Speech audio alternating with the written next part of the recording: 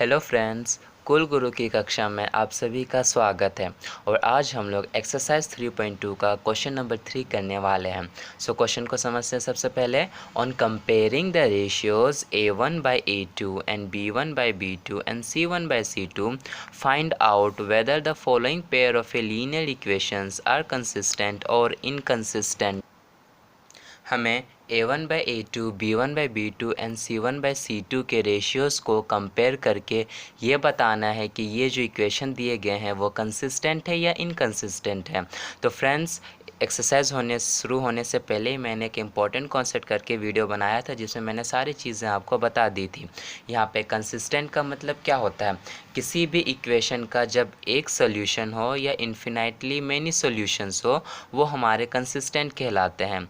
वेरेज inconsistence उनको कहा जाता है जिनके एक भी सॉल्यूशन नहीं होते हैं। यानी कि हम लोगों का कौन सा पार्ट था वो, जब दो इक्वेशन के जो लाइन है वो पैरेलल जाती हैं। क्या होती हैं? जब पैरेलल लाइंस बनती है तब वो उनके एक भी सॉल्यूशन नहीं बन पाते हैं। They do not have even a one solution and hence they can be considered as inconsistent. तो चलिए क्वेश्चन के फर्स्ट पार्ट की ओर हम लोग चलते हैं। That is 3x plus 2y is equal to 5 and second one is 2x minus 3 is equal to 7। तो A1/A2 को हम लोग फटाफट निकालते हैं। A1/A2 हम लोग का हो जाएगा 3/2, कोमा B1/B2 हो जाएगा हम लोगों का 2/-3 एंड C1/C2 हो जाएगा हम लोगों का 5/7। That means what? A1/A2 क्या है हम लोगों का? 3/2 है, लेकिन B1/B2 क्या है? 2/-3 है। That means A1/A2 is not equal to B1/B2। इसलिए हम लोग फाइनल आंसर क्या लिखेंगे? Since these linear equations are intersecting each other at a one point. जब हम लोग का A1/A2 is not equal to B1/B2 होता है तो उस कंडीशन में क्या होता है? जो दो लाइंस होती हैं वो एक पर्टिकुलर पॉइंट में एक दूसरे को इंटरसेक्ट करती हैं।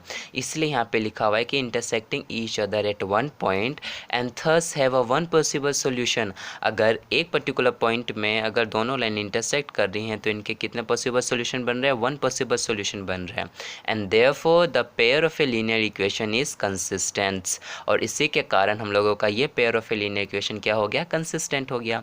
वैसे ही हम लोग अब सेकेंड पार्ट की ओर चलते हैं। तो सेकेंड पार्ट के लिए A1/A2 हम लोग निकाल लेते हैं, is equal to A1 2 and B2 is A2 is your 4, that means 2/4, comma B1/B2 is equal to -3/-6, minus cancel, 3 1 is 3 and 3 2 is 6, 1/2। यहाँ पे भी देखिए हमारे A1/A2 के भी कट रहे हैं वेरिएबल्स। दैट मीन्स कि 2 1 is 2 and 2 2 is 4 and C1/C2 is equal to 8/9। That means what? A1/A2 is equal to B1/B2। हाँ, दोनों A1/A2 का 1/2 है, वैसे B1/B2 का भी 1/2 है। तो that means A1/A2 is equal to B1/B2, but C1/C2 is not equal to what? To B1/B2। And hence what we will write? We will write that these linear equation are parallel to each other।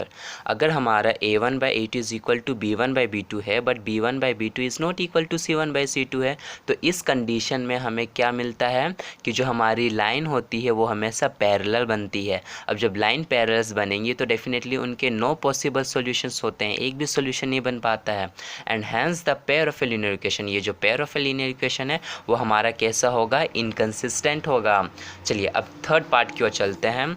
तो third part में क्या है? 3/2 में /9 है, तो इसको ऐसे लिखेंगे फ्रेंड्स, A1/A2 जो हमारा 3/2 है वो एज इट इज़ लिखाएगा 3/2, लेकिन जो 9 है वो A2 में जो 2 है उसके साथ क्या हो जाएगा? मल्टीप्लाई हो जाएगा। ठीक है, दैट मीन्स A1 जो है वो हमारा 3/2 हमने लिख लिया है, जो A2 है वो यही 2 के साथ में क्या होगा? मल्टीप्लाई होगा। अब इसको सॉल्यूशन निकालते हैं। 3/9 2 ज़ा 18, डेट मीन्स 3 1 ज़ा 3 एंड 3 6 ज़ा 18, 3 6 ज़ा 18 and B1/B2 is equal to 5/3, वही कंडीशन है, वही चीज़ अप्लाई करेंगे यहाँ पे, same method.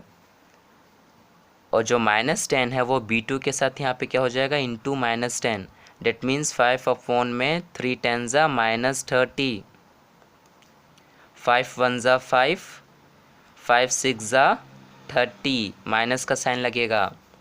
And C1/C2 is equal to 7/14, 7 1 ज़ा 7 एंड 7 2 ज़ा 14, 1/2 हो गया C1/C2। हैंस हम लोग इससे क्या कंक्लूड कर रहे हैं कि जो हमारा A1/A2 है, B1/B2 है and C1/C2, 3 of them are not equal. A1/A2 is not equal to B1/B2 and hence B1/B2 is not equal to C1/C2.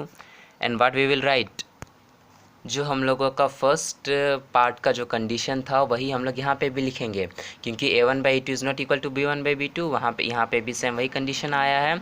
तो what we will write, since this linear equations are intersecting each other at one point and thus have only one possible solution and hence the pair of a linear equation is consistent, और ये भी consistent कहलाएगा हम लोगों का। Okay friends, हमने 3 part कर लिए हैं क्वेश्चन नंबर 3 के। जो बाकी के 2 पार्ट्स हैं वो आप खुद से करिएगा और कमेंट सेक्शन में बताइएगा कि आपके आंसर्स में क्या मिला है। Okay guys, thank you.